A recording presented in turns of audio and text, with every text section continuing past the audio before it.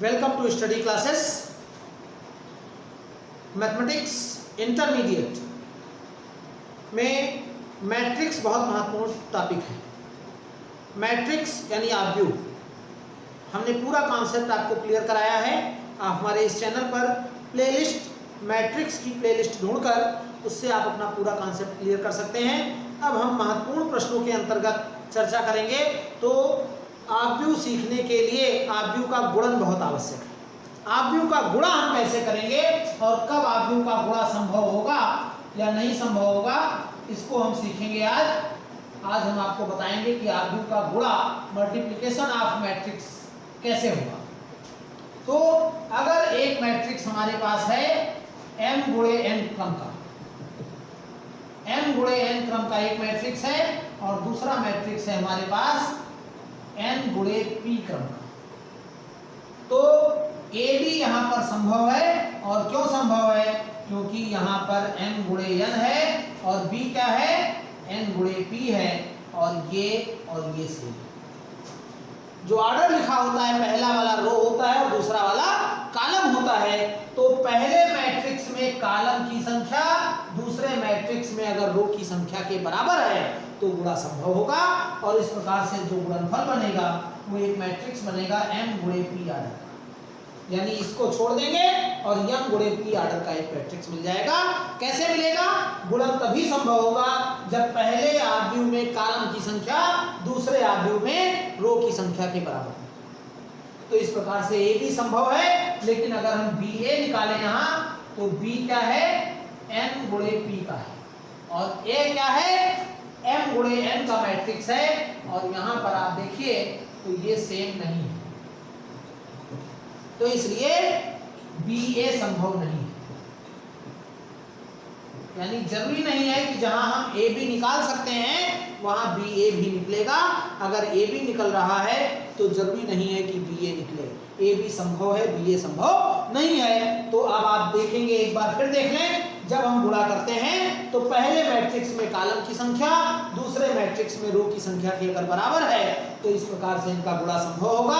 और पहले मैट्रिक्स का रो और दूसरे मैट्रिक्स का कॉलम, ये इस जो प्राप्त गुणनफल होगा उसका ऑर्डर ये हो जाएगा। अब हम एक उदाहरण के द्वारा गुणनफल सीखेंगे।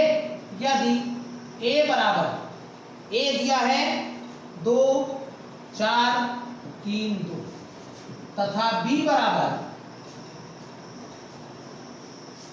1 - 2 3 2 है, तो AB तथा BA जो संभव है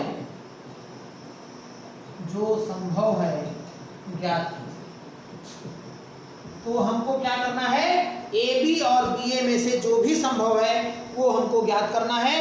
तो इसको ज्ञात करने के लिए पहले हमको ये देखना होगा कि क्या इनका गुणा संभव है अथवा नहीं है। और आपको हम बता चुके हैं कि गुणा संभव होने के लिए क्या देखना पड़ता है, कैसे हम पता करते हैं कि गुणा संभव है अथवा नहीं है।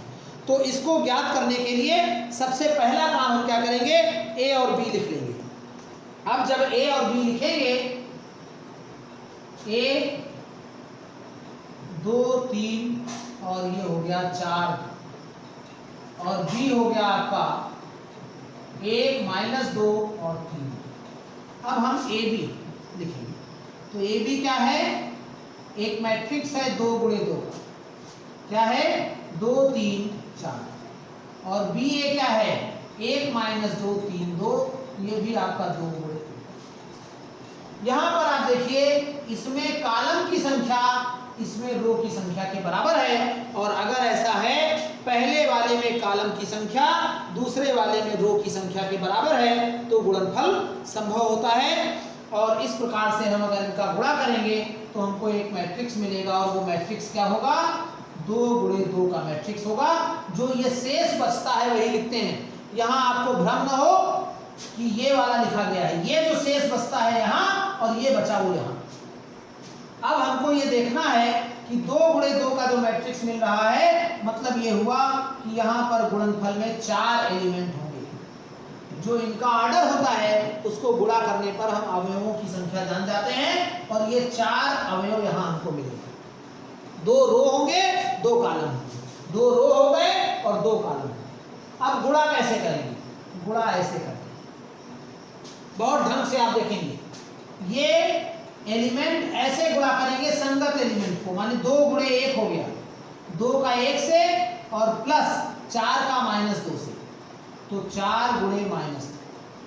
ये संगत एलिमेंट ऐसे गुणा करेगा, ऐसे ये गुणा करेगा, 2 1 से गुणा करेगा और 4 -2 से गुणा करेगा। और फिर आगे बढ़ेंगे इसी प्रकार से, ऐसे 2 गुणा करेगा 3 को और फिर 4 गुणा करेगा 2। इसी प्रकार से अब इनके लिए हम 3 गुणे 1 और धन 2 गुणे -2, और फिर आगे 3 गुणे 3 और धन 2 गुणे 2।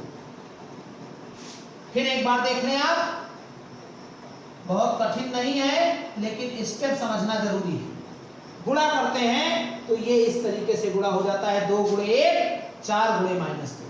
फिर आगे बढ़ेंगे 2 गुणे 3 और 4 गुणे 2, फिर 3 गुणे 1 और 2 गुणे -2, और फिर 3 गुणे 3 और 2 गुणे 2।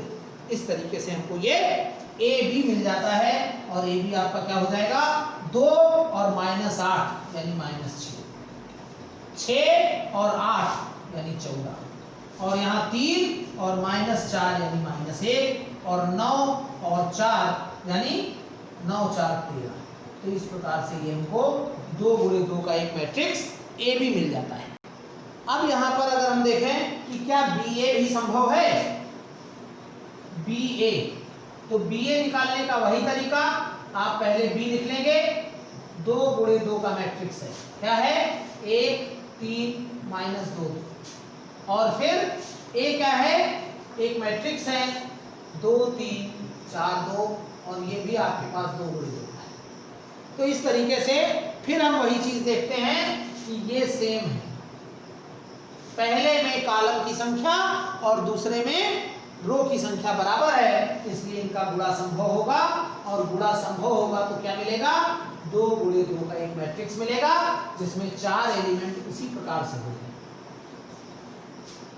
तो क्या होंगे ये एलिमेंट, इनको गुणा करें, 1 का 2 से 1 गुणे 2, धन 3 गुणे 3, उसी प्रकार से जैसे यहाँ किया गया, ये पहले एलिमेंट से और दूसरा वाला दूसरे से, और फिर इसी प्रकार से आगे बढ़ेंगे तो यहाँ 1 गुणे 4, आगे बढ़ेंगे तो 1 गुणे 4,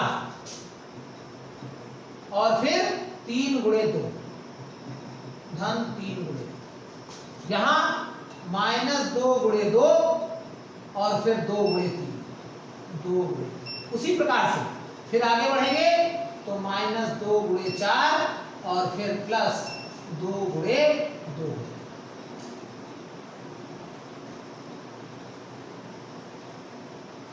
तो आपके पास क्या आ जाएगा, 2 और 9 2 11, 4 और 6 4 10, -4 और +6 यानी 2, -8 और +4 माने -4।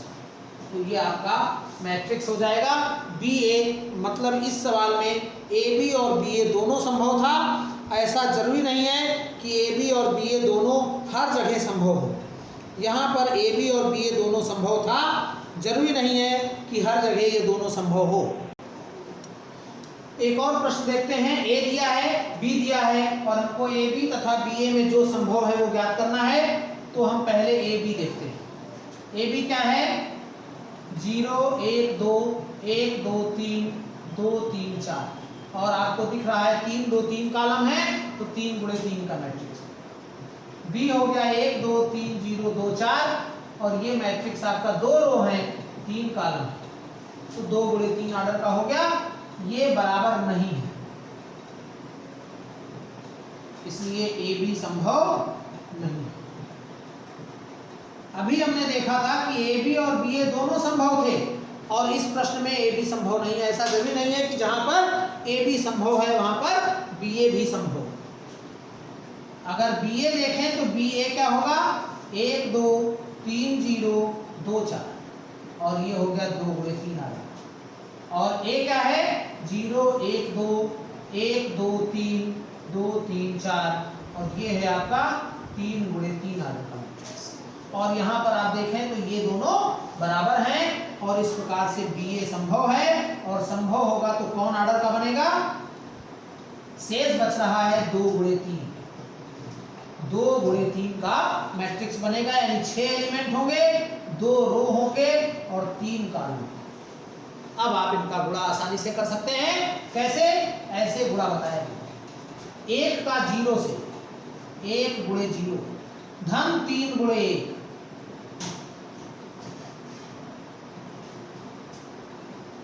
और बड़ा कर देते हैं ताकि आपको स्पष्ट दिखे। 1 गुणे 0 1 गुणे 0 धन 3 गुणे 1 और धन 2 गुणे 2, ऐसे चलेगा और संगत एलिमेंट से गुणा हो जाएगा। फिर आगे बढ़ेंगे, दूसरा जो होगा हमारा एलिमेंट यहां और तीसरा यहां। तो दूसरा कैसे होगा? ऐसे आगे 1 का 1 से 1 का 1 से 3 का 2 से और फिर 2 का 3 से, ये 2 का 3 से, और आगे बढ़ेंगे 1 का 2 से 3 का 3 से और 2 का 4 से। दिक्कत वाली बात होती है इसमें, थोड़ी सी गलती भी असावधानी अगर हम करेंगे तो वो पूरे प्रश्न को गलत कर देंगे। गुणा बहुत सावधानी से करनी चाहिए। ऐसे दूसरे वाले में पहला रो लिख रहे थे तो पहले रो से तीनों कॉलम में गुणा हो गया, दूसरा रो लिखेंगे तो दूसरे रो में तीनों कॉलम से गुणा हो जाएगा। तो 2 का 0 से, 0 का 1 से और 4 का 2 से। फिर इसी प्रकार से 2 का 1 से, 0 का 2 से और जोड़ते चले जाएंगे, प्लस 4 का 3 से, और फिर 2 का 2 से, फिर 0 का 3 से और 4 का 4 से, 4 का 4 से। और इस प्रकार से जो BA होगा वो क्या बनेगा? ये 0 हो गया, 3 और 4 3 7, पहला एलिमेंट आपका 7 हो जाएगा। फिर 1 6 और 6 12, 1 13 हो, 2 9 2 11 और 8 19, 7 13 19, ये पहला कॉलम हो गया। यहाँ 0 यहाँ 0, ये 8 हो गया, और फिर 2 ये 0 12 2 14 हो गया, और फिर 4 0 और 16 16 4 20 हो गया। तो ये भी आपका 2 गुणे 3 का मैट्रिक्स बना। और इस तरीके से हमने ये देखा कि AB संभव नहीं है लेकिन BA संभव है। तो किसी भी प्रश्न में गुणा करने के लिए ये जरूरी नहीं है कि AB संभव है तो BA भी संभव हो, BA संभव है तो AB भी संभव हो, या AB और BA के जो मान आएंगे वो बराबर ही आएंगे, बराबर आ भी सकते हैं, लेकिन विशेष परिस्थिति में वैसे AB BA के बराबर नहीं आएगा। जब स्क्वायर मैट्रिक्स होते हैं तो गुणा करते हैं तो AB और BA दोनों संभव होते हैं। सेम आर्डर के अगर स्क्वायर मैट्रिक्स को गुणा किया जाए, वर्ग आव्यूह को गुणा किया जाए तो AB और BA दोनों संभव होंगे। लेकिन अगर वो स्क्वायर मैट्रिक्स नहीं है तो जरूरी नहीं है कि AB संभव है तो BA भी संभव। और गुणा करते समय ये ध्यान रखेंगे कि जब हम गुणा करेंगे तो पहले रो को पहले कॉलम से पहला एलिमेंट, फिर दूसरे यानी पहले रो को पहले कॉलम से, पहले रो को दूसरे कॉलम से, पहले रो को तीसरे कॉलम से, और इस प्रकार से हमको सब मिल जाएंगे। फिर दूसरे रो को पहले कॉलम से, दूसरे रो को दूसरे कॉलम से, दूसरे रो को तीसरे कॉलम से, और इस प्रकार से हमको गुणा प्राप्त हो जाएगा। तो ये आज हमने आपको आव्यूहों का गुणन सिखाया कि 2 आव्यूहों का गुणा कैसे किया जा सकता है। और अगर 3 को गुणा करना हो, BA ज्ञात हो गया, अगला दिया होगा, इसके बाद उससे गुणा हो जाएगा। तो आव्यूह का गुणा आप जान गए होंगे, बहुत महत्वपूर्ण टॉपिक है। अगर आपको गुणा नहीं आता है तो आव्यूह का प्रश्न आप नहीं कर पाएंगे। हम इसी तरीके से आपके लिए अच्छे अच्छे प्रश्नों का संग्रह उपलब्ध कराते रहेंगे। आप हमारे चैनल पर बने रहिए। अगर आपने हमारे channel study classes bye Ajay Mehrotra को अभी तक सब्सक्राइब नहीं किया है तो चैनल को सब्सक्राइब करके बेल आइकन को प्रेस कर दीजिए, ताकि इस पर आने वाली वीडियो के नोटिफिकेशन आपको मिलते रहें और आप उनका बेहतर लाभ लेकर अपना सिलेबस अच्छे से तैयार कर सकें। गणित जो बहुत आसान है उसको आप अच्छे तरीके से सीख सकें। वीडियो को लाइक और शेयर जरूर करें। धन्यवाद। अगले टॉपिक पर हम फिर डिस्कस करेंगे, कुछ नया टॉपिक लेकर आपके सामने नया वीडियो प्रस्तुत करेंगे। धन्यवाद।